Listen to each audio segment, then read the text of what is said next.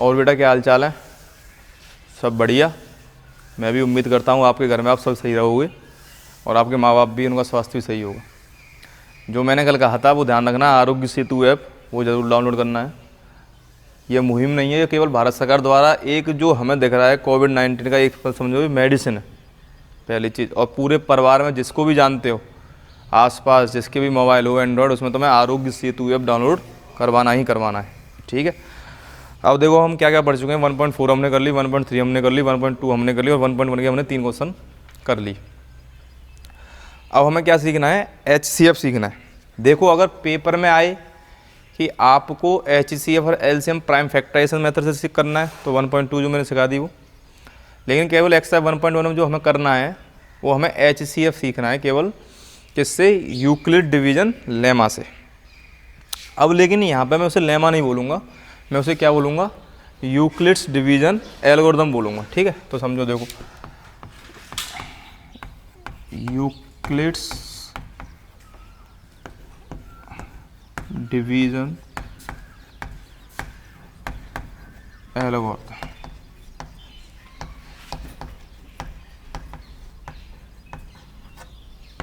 ठीक है, अब मैं यहाँ पर लेमा नहीं कहूँगा, यूक्लिड डिवीजन लेमा पे अगली वीडियो में और क्वेश्चन कराऊंगा। पहले आज हम पूरा जो NCERT है उससे खत्म कर लेते हैं हमने चैप्टर 1 को। मैंने क्या बोला था, लेमा और एल्गोरिथम अंतर क्या होता है? एक जो लेमा होता है वो स्टेटमेंट दे दिया जो पहले से ऑलरेडी प्रूव्ड है। ठीक है। एल्गोरिथम में हम उस लेमा को बार बार प्रयोग में लाएंगे।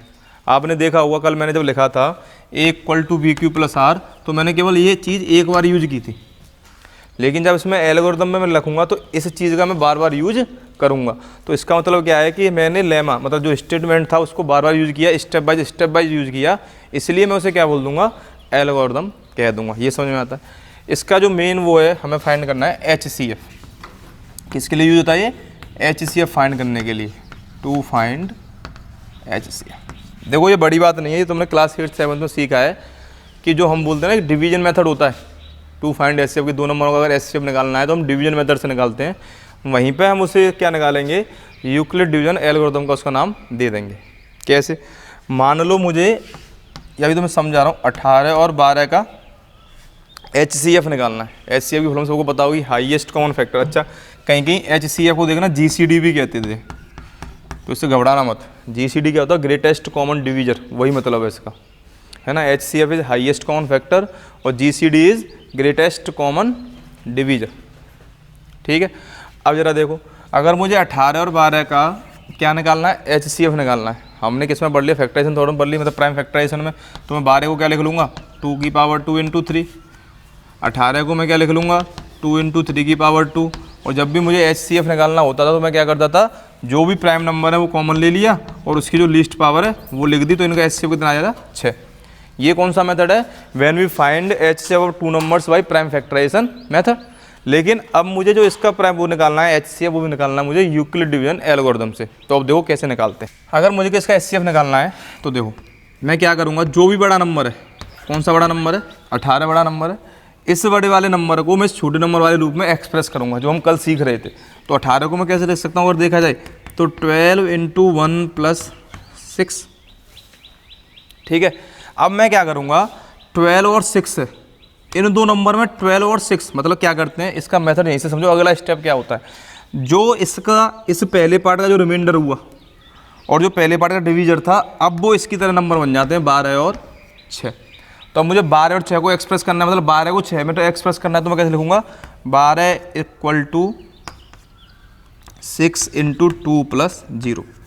और जिस स्टेप में रिमाइंडर 0 आ जाता है उस स्टेप का जो डिवीजर होता है वो उन 2 नंबर का क्या होता है? HCF होता है। लेकिन अब मुझे एक चीज़ समझो कि मैं जो कह रहा हूँ कि हम इन्हीं दोनों का क्यों लेते हैं भाई? हम लेने को तो इनका भी ले सकते थे, लेकिन हम लेता किसके हैं? डिवीजर और रिमाइंडर का।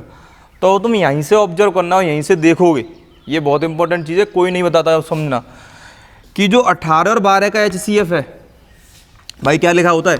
A = BQ + R। अब समझना इसको हम क्यों अप्लाई करते हैं HCF वाले इसमें, कि जो HCF ऑफ A, B है that is always same as HCF of B और R। हमेशा सेम रहेगा, हमेशा ही सेम रहेगा। नहीं तो देखो जो मैंने HCF 6 और 12 का निकाला है भाई, ये HCF जो आया वो 6 और 12 का आया है, जो HCF इनका आया है वो that is equal to HCF 18 और 12 इसके हिसाब से, क्योंकि HCF ऑफ B और R is equal to HCF of A और B। तो हम इस वाली प्रॉपर्टी पे, जो ये वाली प्रॉपर्टी है, इस वाले एप्लीकेशन को कर दें, क्योंकि जो इनका HCF होगा वही इनका HCF होगा, इसलिए हम इन बड़े नंबरों को फिर इसमें एक्सप्रेस करते हैं। मान लो यहाँ पे 0 नहीं आता और स्टेप चलना होता तो फिर उसको छोटे में एक्सप्रेस करते, इसको ध्यान रखना। और अभी हम आगे एक बड़ा क्वेश्चन लेते हैं और उसको फिर हम करेंगे जब पूरी तरह समझ में आ जाएगा कि what is Euclid division algorithm और कैसे सॉल्व करते हैं। मुझे देखो HCF निकालना है 12576 और 4052, ये तुम्हारा NCERT का एग्जाम्पल है, ठीक है। किससे निकालना है मुझे? Euclid division algorithm. अब जरा समझो कैसे करते हैं। जो ये नंबर था इसमें छोटा नंबर कौन सा है? ये वाला नंबर है छोटा नंबर, तो मैं इस बड़े वाले नंबर को इस छोटे वाले नंबर के रूप में एक्सप्रेस करूँगा। अब मुझे जब बड़ा वाला नंबर छोटे वाले नंबर के रूप में एक्सप्रेस करना है, देखो छोटे नंबर होंगे तो हमें पता पड़ जाएगा कितनी बार भाग जा रहा है, लेकिन यहाँ पर तो पता पड़ेगा नहीं कितनी बार भाग जा रहा है, तो मुझे भाग दे के देना पड़ेगा, मतलब मुझे भाग देकर देखना पता चलेगा कि 4052 के कितना गुना है और कितना ऐड हो रहा है। तो जरा देखो, मैं जब इसमें भाग दूंगा 4052 का, किसमें भाग देना है मुझे? 12576, ठीक है, मुझे इसमें भाग देना। कितनी बार जाएगा? 3 बार, देख लो, 3 दूनी 6, 15 और 3 चौका 12, इससे ज़्यादा जाएगा भी नहीं, ठीक है। 0। अब देखो इसका मतलब क्या हुआ कि जो 12576 है मैं उसे क्या लिख सकता हूँ? मैं उसे लिख सकता हूँ 4052 गुणा 3 प्लस 420। अब मैंने तुम्हें बता ही दिया कि जब हम HCF निकाल रहे हैं और जो यूक्लिड डिवीजन एल्गोरिथम है वो किस पे काम कर रहा है, हमें फाइंड करना है इसका HCF, ठीक है। यूक्लिड डिवीजन एल्गोरिथम क्या कहती है? A is equal to BQ plus R, और उसने साथ ही साथ क्या बोला? जो HCF A और B का होगा, जो HCF A और B का होगा वही HCF B और R का होगा। अब ये यहाँ पे जाके जब खत्म हो गया, अब हमें यहाँ से तो HCF पता पड़ नहीं रहा, तो अच्छा फिर हमें क्या लगी कि जो B और R है, मैंने इसको एक्सप्रेस कर दिया, जो B और R है उसको और मैं देख लेता हूँ।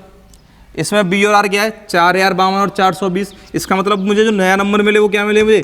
4052 और 420। अब समझ में आई कि हम इसका डिवाइड क्यों देते हैं? वो इसलिए देते हैं क्योंकि HCF ऑफ A और B is always equal to HCF of B और R, और इसको हम यूक्लिड डिवीजन एल्गोरिथम क्यों कहते हैं? क्योंकि हमने देखो एक बार तो यूज कर ली, अब अगली बार हम उसी को यूज करने जा रहे हैं, लेमा को, इसमें, इसलिए हमने हर स्टेप पे लेमा को यूज किया है, तो इसलिए हम इसको क्या बोलते हैं? यूक्लिड डिवीजन एल्गोरिथम बोलते हैं। अब मुझे क्या करना है? 420 का भाग 4052 में देना है भाई, तभी तो मैं देख पाऊंगा। तो 420 का अगर मैं 4052 में दूँ, ठीक है, इतना आ जाएगा। अब इसका मतलब मैं इसको कैसे लिख पाऊंगा? मैं यहाँ पे इसको कैसे लिख लूँगा? मैं यहाँ पे इसको लिख लूँगा 4052 is equal to 420 into 9 plus 272।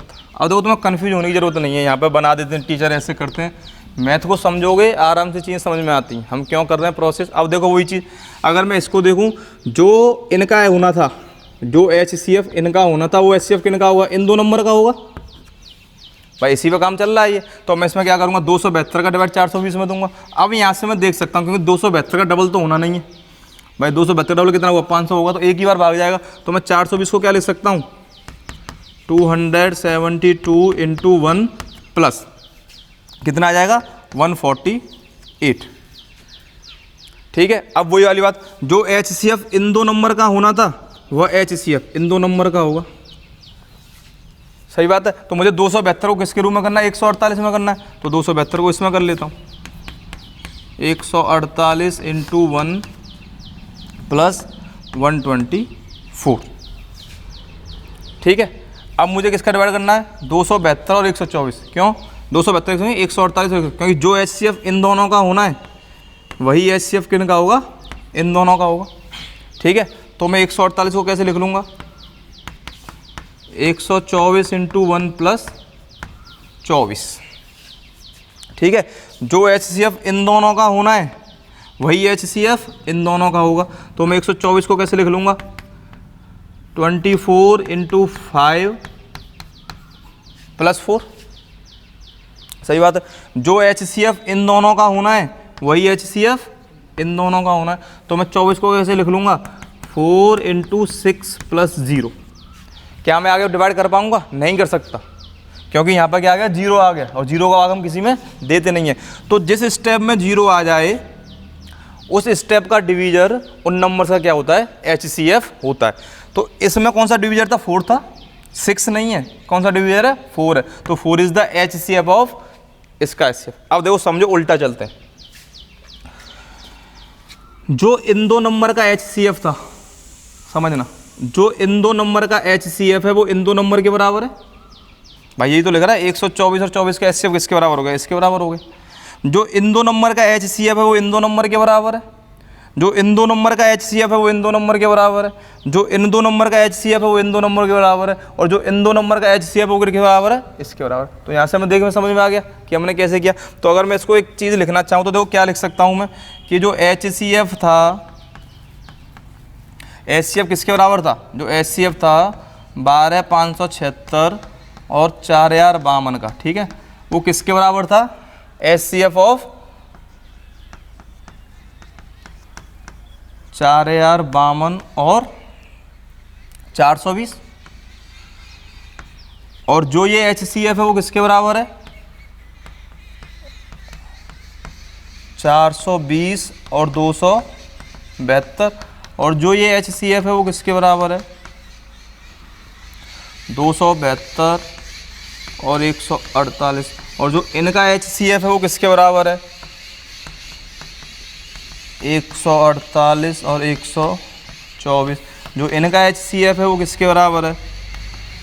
124 और 24। और जो इनका HCF है वो किसके बराबर है? 24 और 4। और क्या आंसर आया? तो ये यूक्लिड डिवीजन एल्गोरिथम वो ऐसे वर्क करती है। हम क्या कह सकते हैं कि द हाईएस्ट कॉमन फैक्टर या common divisor of A and B is same as common divisor of B and R। हम इस वजह से इस वाले मेथड को यूज करते हैं, इस वजह से हम लॉन्ग डिवीजन मेथड को ही एल्गोरिथम में यूज करते हैं। ये बहुत ज़रूरी है, क्योंकि हम इसका भाग क्यों इसमें लगाते हैं, है ना, हम इसलिए इसका भाग इसमें लगाते हैं। ठीक है, उतारो इसे बेटा। अब मैं ये समझता हूँ कि तुम्हारे समझ में ये आ गया कि हम डिवाइड का फर्दर करते हैं, है ना। पहले तो बिना बेल के चले जा रहे हो डिवाइड करना, अब समझ में आ गया कि जो कॉमन डिवीजर है A और B का वही B और R का होता है। इस वजह से हम B और R में फिर रिलेशन बनाते हैं। और फिर क्या काम आता है? यूक्लिड डिवीजन लेमा काम आता है, क्योंकि हमें पता है किसी बड़े नंबर को किसी छोटे नंबर में कैसे एक्सप्रेस करते हैं। जो यूक्लिड डिवीजन लेमा है और जो यूक्लिड डिवीजन एल्गोरिथम तुमने देखा हो बहुत लिंक है। कुछ नहीं, हमने क्या किया कि जो लेमा एक प्रूवन स्टेटमेंट था उसको बार बार प्रयोग किया। लेकिन अब एक चीज़ समझो, हम इससे पहले जो थे, इससे पहले हम इसे क्या बोलते थे? डिवीजन एल्गोरिथम भी बोल देते थे। इन दोनों को क्या बोल देते थे? Division algorithm. ठीक है, अभी जो क्लास 10th है यहाँ पे हम जो पढ़ेंगे, यहाँ पे हम केवल किसके लिए पढ़ेंगे? केवल पॉजिटिव नंबर्स के लिए। इसका एस्पेक्ट बहुत बड़ा है, वो आगे क्लासों में डिस्कस हो जाएगा, लेकिन हम यहाँ पर जो पढ़ना है वो पॉजिटिव नंबर के लिए पढ़ना। अब जरा देखो, जो कंडीशन अगर हम देखें A is equal to BQ plus R, अगर यूँ देखें कि इनमें क्या क्या चीज़ जीरो हो सकती है। R जीरो हो सकता है, हो सकता है, ठीक है। Q जीरो हो सकता है, हो सकता है, कल बताया था। A भी जीरो हो सकता है, हो सकता है, लेकिन B can not be zero.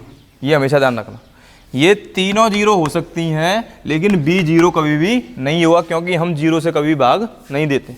किसी भी संख्या हम जीरो से भाग नहीं देते, क्योंकि हमें पता जीरो से भाग जाता ही नहीं है। जीरो में किसी का भी भाग दे सकते, लेकिन जीरो द्वारा किसी में भाग नहीं दिया जाता। तो A, Q और R ये सब तीनों के तीनों क्या हो सकते हैं? कैन बी जीरो, और जीरो हो भी जाते हैं, कल मैंने दिखाया भी था। लेकिन B never be zero, B कभी भी जीरो नहीं होगा। ठीक है, अब अभी जो मेथड सीखा उसका जो क्वेश्चन नंबर 1 है एक्सरसाइज 1.1 का, जरा वो देख लो। एक्सरसाइज 1.1 क्वेश्चन नंबर 1 का फर्स्ट पार्ट। हमें क्या करना है? Find the HCF of 135 and 225। कौन से प्रोसेस से? Euclid division process. अब इसमें तो देखो छोटे छोटे नंबर हैं, अगर तुम्हारी कैलकुलेशन सही है तो तुम्हें डिवाइड देने की जरूरत नहीं पड़ेगी। तुम कैसे एक्सप्रेस कर लोगे? हमें इसका HCF फाइंड करना है। तो 225 is equal to 135 into 1 plus 90। ठीक है, वही हमें पता है कि जो इनका HCF है इन दो नंबर का, क्योंकि मैंने क्या बोल दिया कि HCF ऑफ A और B किसके बराबर होता है? HCF ऑफ B और R।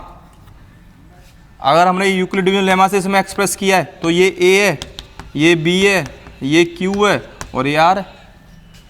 जो HCF इन दोनों का होगा वही HCF इन दोनों का होगा।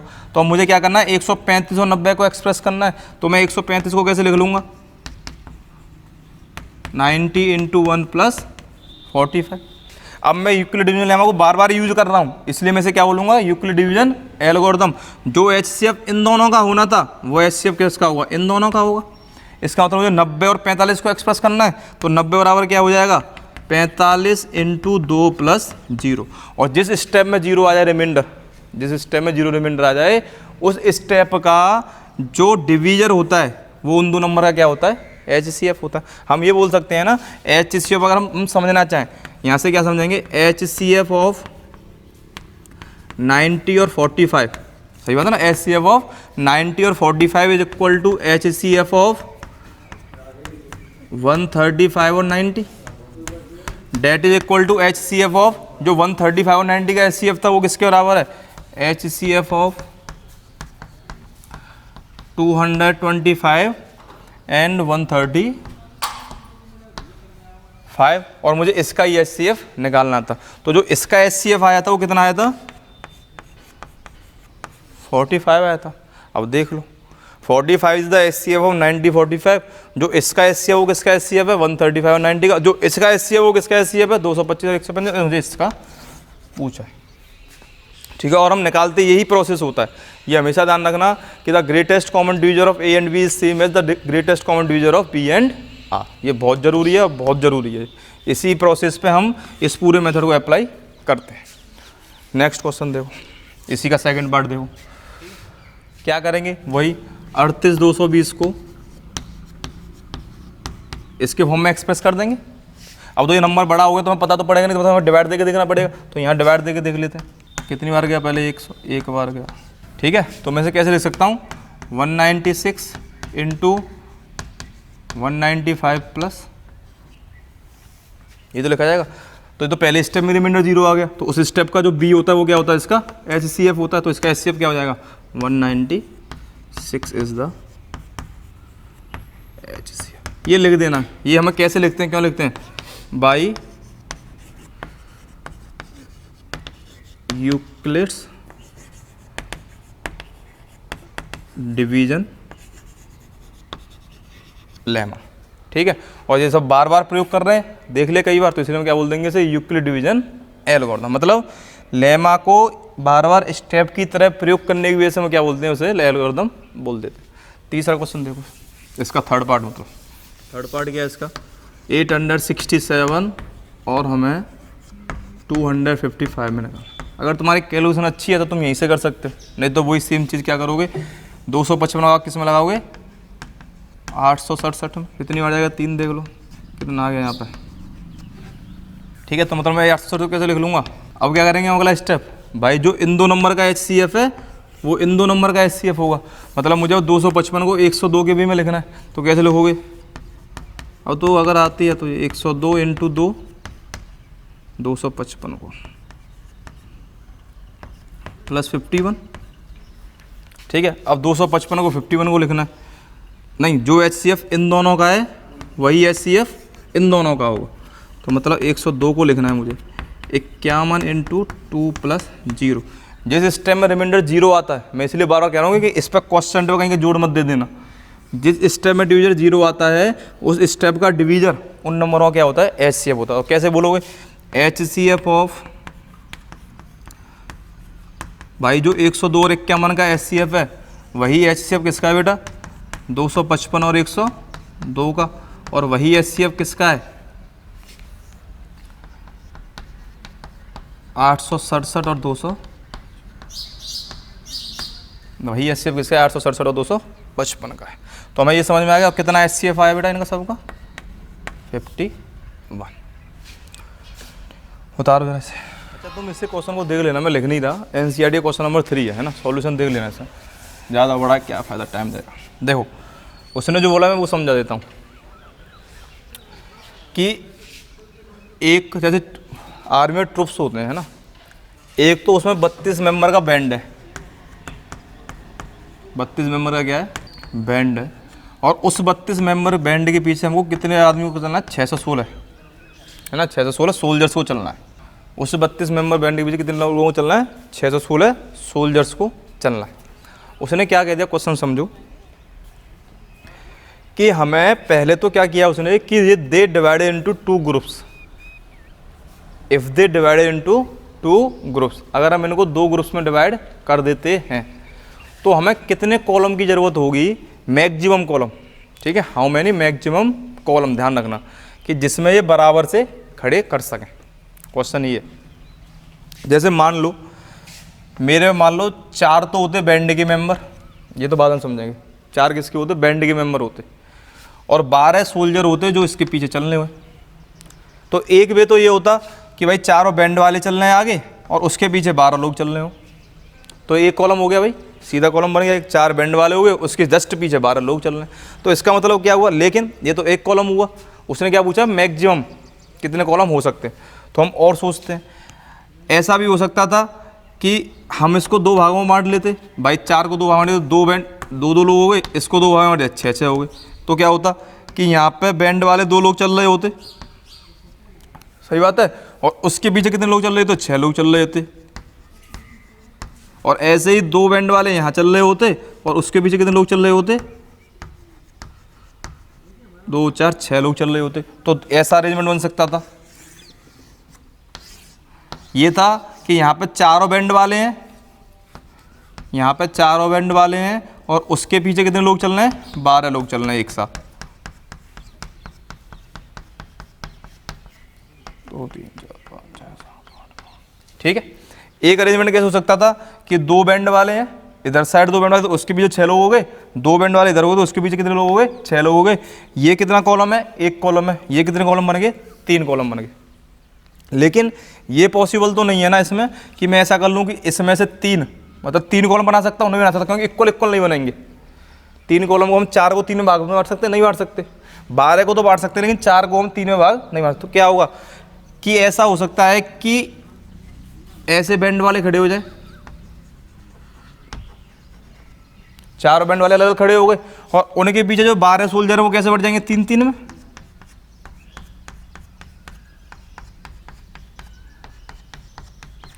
एक अरेंजमेंट ये हो गया।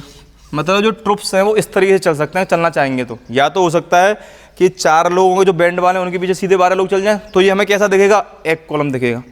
या हो सकता है कि ये दोनों क्या हो जाएं? 2 बैंड वाले इधर हो जाएं, उसके पीछे 6 लोग हो जाएं, 2 बैंड वाले इधर हो जाएं, उसके पीछे 6 लोग हो जाएं। ये भी कैसे चलेगा? या हो सकता है कि 4 लोग अलग अलग खड़े हो जाएं और उनके पीछे 3 बैंड वाले हो जाएं। इसके अलावा इसका कोई अरेंजमेंट हम देख भी नहीं सकते। तो ज़रा गौर से देखो, ये है क्या? ये इनके कॉमन फैक्टर ही तो आ रहे हैं। जरा देखोगे तो 4 और 12 का ये जो हमने हाईएस्ट अरेंजमेंट देखा, तो हमने क्या देखा कि 1 2 3 4, कि हम 4 और 12 को हाईएस्ट कॉलम में कैसे डिवाइड कर सकते हैं? 4 वे से। कितने वे हैं? 4 ही तो कॉलम है, 1 कॉलम 2 कॉलम और 3 कॉलम। तो हमने जब देखा 1 कॉलम 2 कॉलम 3 कॉलम और 4 कॉलम, तो जो 4 है इसका क्या है? HCF ही तो है।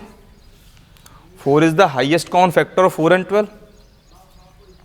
तो इसका मतलब क्या? मुझे यहाँ से क्या पता पड़ा कि मुझे इसका क्या निकालना है? एक्चुअल में HCF निकालना है। देखो ये कई टीचर्स ये बोल देते हैं या क्वेश्चन में कह देते हैं कि ग्रेटेस्ट दिख जाए या ये चीज़ें दिख जाए तो तुम डायरेक्ट HCF निकाल लो। देखो ये 97-95% केसेस में पॉसिबल हो सकता है, लेकिन मेरा मानना यही है कि आप क्वेश्चन समझो और तब अप्लाई करो कि वो क्या पूछ रहा है। इसलिए इसमें कन्फ्यूजन भी क्रिएट नहीं होता। अदरवाइज वो चीज़ चल जाती है कि हाँ ग्रेटेस्ट कॉमन वो निकालना है, तो उसमें क्या निकाल दो आप? HCF निकाल दो। अब मैंने यहाँ से समझ लिया कि मैंने 4 बैंड मेंबर लिए और 12 लोगों को उसके पीछे कैसे कैसे लगाया जा सकता है। तो मुझे दिखा कि सबसे ज़्यादा मैं 4 कॉलम में लगा सकता हूँ, और जो 4 आंसर था वो क्या था? इनका क्या आ रहा था? कॉमन फैक्टर आ रहा था। और वैसे भी देखें तो मैंने इस 4 को 2 और 2 में डिवाइड किया, तो मैंने 2 और 2 डिवाइड किया, मतलब इसके मैंने फैक्टर में डिवाइड किया। भाई ऐसे देखिए 4 के फैक्टर क्या होंगे? 1 2 और 4। खुद देखो, 1 फैक्टर होगा, 2 फैक्टर होगा या 4 होंगे, या तो मतलब 4 एक साथ खड़े हो उसके पीछे लग गए हो। और 12 के क्या फैक्टर होंगे? जरा देखो, 1 2 3 4, 1 2 3 6 और 12। और यहाँ से समझते हैं 4 का क्या था? एक चीज़ तो 4 एक साथ खड़े हो भाई, 4 एक साथ खड़े हो और उनके पीछे 12 लोग लग गए, ठीक है। या यहाँ पे क्या था कि 2 बैंड एक साथ हो गए, बैंड वाले में उनके पीछे कितने लोग लग गए? 6 लोग लग गए। जो ये 6 फैक्टर आ रहा था इसका। लेकिन हम 3 अगर लेते तो इसको कॉमन नहीं मिल रहा था, तो हमें इससे इसी से आइडिया लगा कि 3 नहीं आ रहा, तो हमें क्या लेना है, इसका HCF लेना है। तो अब यहाँ पे क्या किया उसने, ज़रा देखो, उसने ऐसे बोला, उसने कैसे बोला ज़रा समझो, कि पहले इन दोनों ट्रूप्स को 2-2 में डिवाइड कर दो। उसने बोला है कि दे डिवाइडेड इनटू 2 ग्रुप्स। जब ये 2 ग्रुप में डिवाइड हो गए तो A और B ग्रुप मान लो मैंने नाम दे दिया, ठीक है। तो इसमें 16 मेंबर रह जाएंगे बैंड के, जो 16 मेंबर हैं वो किसके हैं, बैंड के, क्योंकि बराबर ग्रुप है तो इसमें भी 16 मेंबर किसके रह जाएंगे, बैंड के। सही बात है। इसमें कितने रह जाएंगे, 308 सोल्जर्स रह जाएंगे, और इसमें भी कितने सोल्जर्स रह जाएंगे, 308 सोल्जर्स। अब जरा समझो, ये एक ग्रुप बन गया और ये बन गया 2 ग्रुप। अब जो ये वाला ग्रुप है इसमें हमें देखना है कि ये कितने ज़्यादा से ज़्यादा कॉलम में चल सकता है क्वेश्चन। लेकिन उसने क्या पूछा है कि हमें 32 मेंबर 616 उसमें बांटने, मतलब जो 32 मेंबर बैंड के हैं उनके पीछे कितने लोगों को चलाना है, 616 लगाना। तो मैं इसके निकाल लूँ कि ये कितने में चल सकता है, तो वो इसके होंगे सेम, दोनों को क्या कर देंगे, ऐड कर देंगे। लेकिन तुम्हारे यहाँ देखा हो क्लास में क्या करते हैं, इनको डिवाइड को बंटवाते नहीं है, सीधा क्या करेंगे 32 और 616 करके ला देंगे, HCF ले दो। इसका रीजन क्या, देखो कभी भी क्वेश्चन होता है ना, समझो क्वेश्चन में अगर उसने कहा है ना दे डिवाइड इनटू 2 ग्रुप, तो क्वेश्चन कभी वैसे नहीं बोलता, उसने कुछ रीजन दिया ही होगा कि नहीं। तो अब बताओ वो क्यों कहता है कि इसको 2 ग्रुप में डिवाइड करने की, उसने वैसे तो मजा आ रही है कि भाई चलो बांट दो 2 ग्रुप में, ऐसा नहीं होता। कभी क्वेश्चन जो बोलता है उसमें हर चीज़ उसकी मान देती है। तो हमने क्या किया, इसको 2 ग्रुप में डिवाइड कर दिया, वहाँ से हमने देख ही लिया अभी 4 और 12 के एग्जाम्पल से कि हम कैसे कैसे किसको डिवाइड कर सकते हैं। अगर मैं यहीं पे तुम्हें समझाता हूँ तो इसकी पॉसिबिलिटी क्या हो सकती थी कि 16 बैंड वाले आगे खड़े हो जाएं और 308 लोग उसके पीछे हो जाएं, या इन 16 बैंड को 2-2 लोगों में बांट लो तो 16 का क्या हो जाएगा, 8 और 8 हो जाएगा, और उसके पीछे 154 लोगों को खड़ा कर दो। ऐसे करके हम कर सकते हैं। लेकिन हमें लास्ट में आगे क्या पता पड़ा कि हमें एंड में क्या निकालना पड़ता है, इनका HCF। तो मैं किसका HCF निकालूंगा, पहले इस ग्रुप का HCF निकाल लूँ, 16 और 308 का जो HCF इसका होगा वही HCF इसका होगा। तो जब मैं HCF इसका निकालूंगा तो क्या निकलेगा, जरा देखो, ये समझ में आ गया ना क्वेश्चन कैसे कर रहा है कि 16 बैंड के 16 लोगों के पीछे कितने लोगों को खड़ा करना है, 308। तो उसके लिए हमें कॉलम बनाने हैं। तो देखो कैसे निकालेंगे, 308 को मैं कैसे एक्सप्रेस कर सकता हूँ, भाग दे के देख लो, 16 दूनी 32, तो 16 एकम 16 और 16 नंबर 144, ठीक है, इतनी बार जाएगा, ठीक है। अब मुझे जो HCF इन दोनों का होगा वही HCF किसका होगा भाई, इन दोनों का होगा। तो 16 बराबर कितना आ गया, 4 × 4 + 0, जिस उसमें क्या आ जाए, रिमाइंडर 0 आ जाए, उस इसका स्टेप जो होता है डिवीजर, वो क्या होता है, उनका HCF हो गया। तो HCF और 16 और 308 क्या है, 4 है। तो इसने क्या बोला है, इसने ये बोला है कि 16 और 308 लोग 4 ग्रुप में डिवाइड कर दो, 4 कॉलम में। 4 कॉलम में कैसे कि 4 बैंड मेंबर एक साइड ऐसे, ये 4 बैंड मेंबर, ये 4 बैंड मेंबर, ये 4 बैंड मेंबर, ठीक है। और उसके पीछे क्या करना है, हमें 308 को 4 भागों में बांट देना है, कितने बार, 72। तो मतलब इसके पीछे कितने लोग लगेंगे, ऐसे करके 72, कितने लोग लगेंगे, 72 नहीं 77। इसके पीछे कितने लोग लगेंगे, 77। इसके पीछे कितने लोग लगेंगे, 77। इसके पीछे लोग कितने लगेंगे, 77। जो ऐसे इसके लिए एप्लीकेबल है वही सेम इसके लिए एप्लीकेबल है भाई। अगर हमें 4 कॉलम इसमें बांट देना है तो 4 कॉलम में ये बटेंगे। उसने टोटल लेने के लिए पूछा है कि 32 मेंबरों को कितने बांटना है, 616 में। तो 4 कॉलम इनके बनेंगे, 4 कॉलम इनके बनेंगे, तो कितने कॉलम हो गए, 8 कॉलम हो गए। वो बात लगेगी कि हाँ अगर हम 32 और 616 का भी HCF लें तो 8 आता है। लेकिन सॉल्यूशन करना ऐसे ही है कि पहले उनको 2 ग्रुप में बांटा और फिर हमने क्या देखा कि जो 16 और 308 एक ग्रुप को हम कैसे निकाल सकते हैं, 4 कॉलम में। तो 4 कॉलम इसके और 4 कॉलम इसके, तो दोनों कॉलम कितने हो गए, 8 हो गए। तो हम कैसे लगेंगे, टोटल कॉलम कितने हो जाएंगे,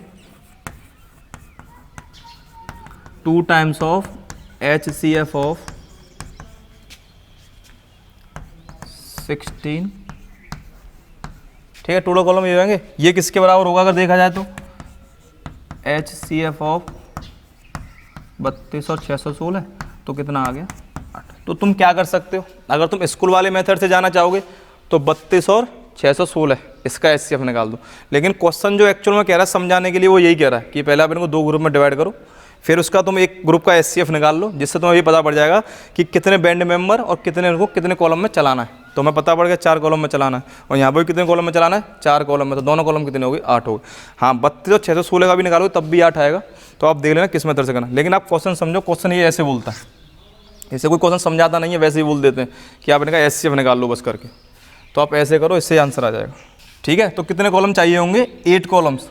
ठीक है, हाईएस्ट कॉलम कितने हैं? 8 कॉलम। इसके अलावा तुम इसका कॉलम नहीं निकाल पाओगे, सोच लेना आराम से, क्योंकि 8 कॉलम बोल दिया। अगर मान लो तुम्हारा मन कर 12 कॉलम होने चाहिए, अगर मन में आ रहा है 12, तो 12 का 32 में जाएगा ही नहीं भाई। समझ गया? तो 12 का 32 में जाएगा नहीं, चाहे 12 का इसमें जा रहा हूँ मान लो, क्योंकि हमें किस में बांटने हैं? बराबर बराबर भाव में बांटने हैं भाई। सबसे बड़ी बात यही होती है। तो इसलिए, और ऐसे तो ये पूछता ही नहीं कितने कॉलम में चलाना है, तो सीधा एक कॉलम में चला देते। 32 मेंबर, पीछे 616, सीधा एक कॉलम चलता। ठीक है, इसका एक एग्जाम्पल और है NCERT का ही, वो और देख लेना आप। एग्जाम्पल 4 है। ठीक है, उसने क्या बोला है कि काजू की बर्फ़ी और उनकी क्या लगानी है? स्टेक लगानी है। स्टेक का मतलब होता है धांग, मतलब एक के ऊपर एक चिन्नी। ठीक है, कितनी कितनी है ज़रा ये देख लो आप। काजू की बर्फ़ी कितनी है? 420। बादाम बर्फ़ी कितनी है? 120। अब बताओ ज़रा, सोचो कि हमें क्या करना है कि इनको मैक्सिमम स्टेक में लगाना है, और लेकिन हर स्टेक में क्या हो? इक्वल बर्फ़ी आ रही हो। मैक्सिमम स्टेक मतलब इस तरीके से एक के ऊपर एक धांग लगानी है, इस तरीके से, और यहाँ पे क्या आ रहा हो?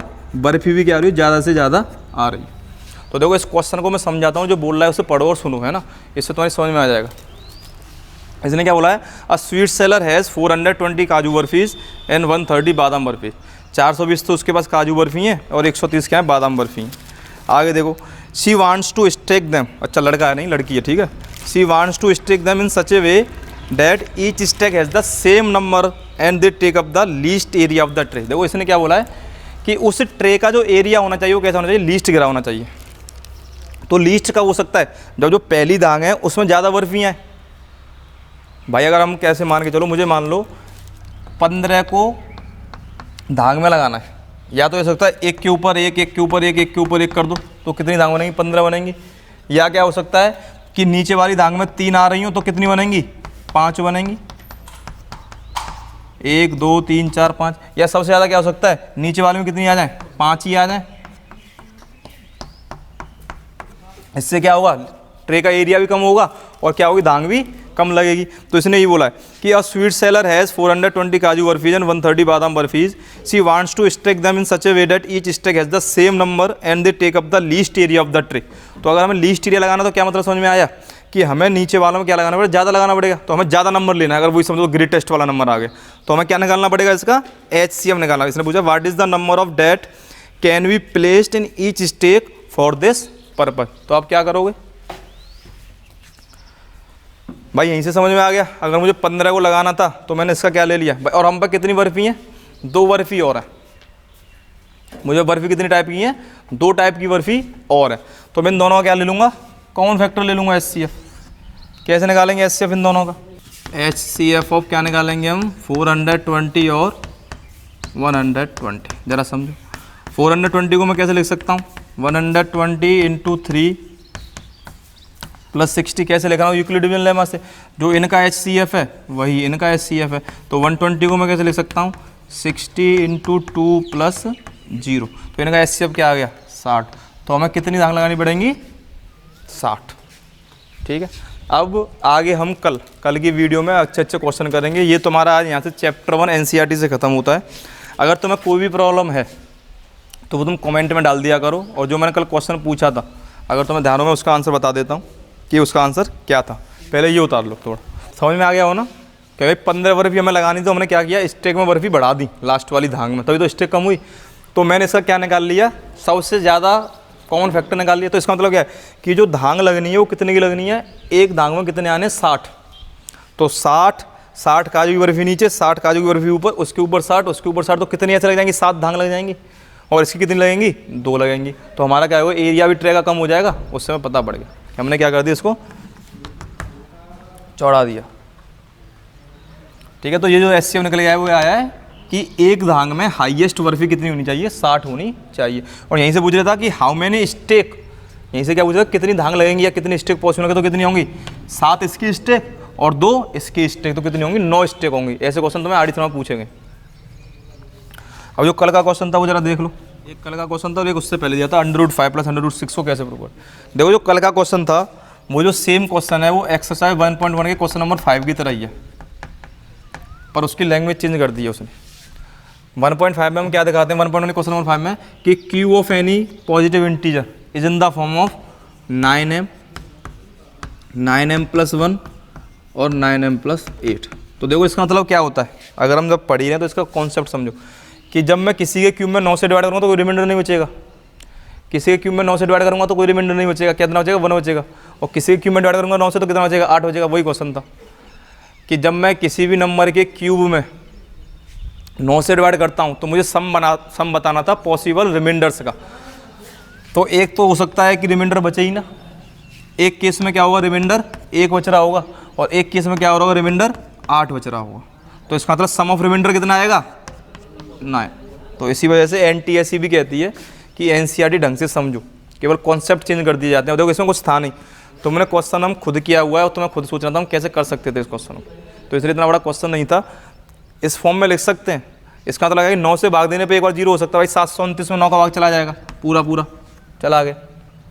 ठीक है, 16 में 9 का भाग नहीं जाएगा भाई, ये किसका क्यूब भी नहीं होता। 8 है, 8 में 9 का भाग नहीं जाएगा तो 8 रिमाइंडर बचा। ठीक है, 4 का क्यूब 64 होता है, अगर इसमें 9 का भाग देंगे तो कितना बचेगा? 1 बचेगा। तो देख लिया, तीनों ही केस देख लिए। 729 में कोई रिमाइंडर कितना आ रहा है? 0 आ रहा है। ये किसका क्यूब होता है? 9 का होता है। ये किसका क्यूब होता है? 2 का क्यूब होता है, तो यही रिमाइंडर हो गया।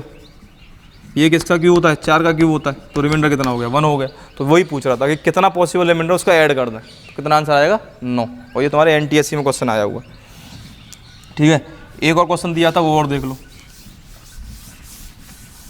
आई थिंक √5 + √6 करने प्रूव दिया था। मुझे क्या प्रूव करना था? इर्रेशनल। तो देखो कैसे करते हैं, मैं वही अब मैं लिखूंगा इन लैंग्वेज समझो।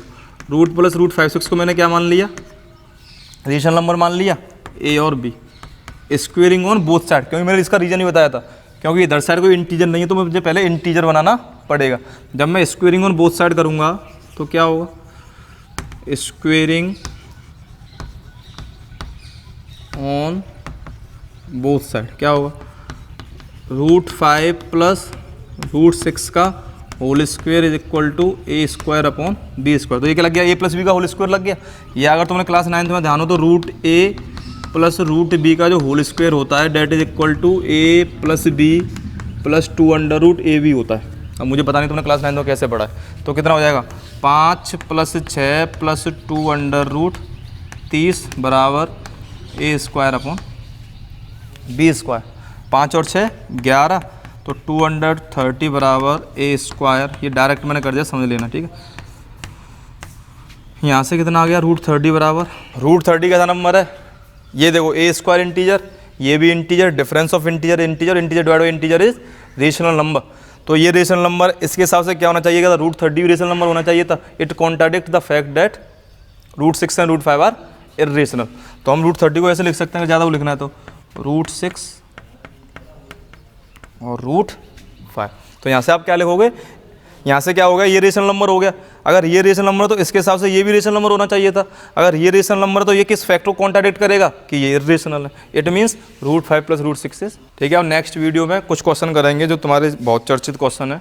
एक तो तुम्हें ये पूछना है कि √n + 1 पर ये कभी भी CBSE में आते नहीं है क्वेश्चन, पर तो मैं बता दूंगा मैं, ये RD शर्मा में है, लेवल 2 में है, तो वो देख लेंगे करके।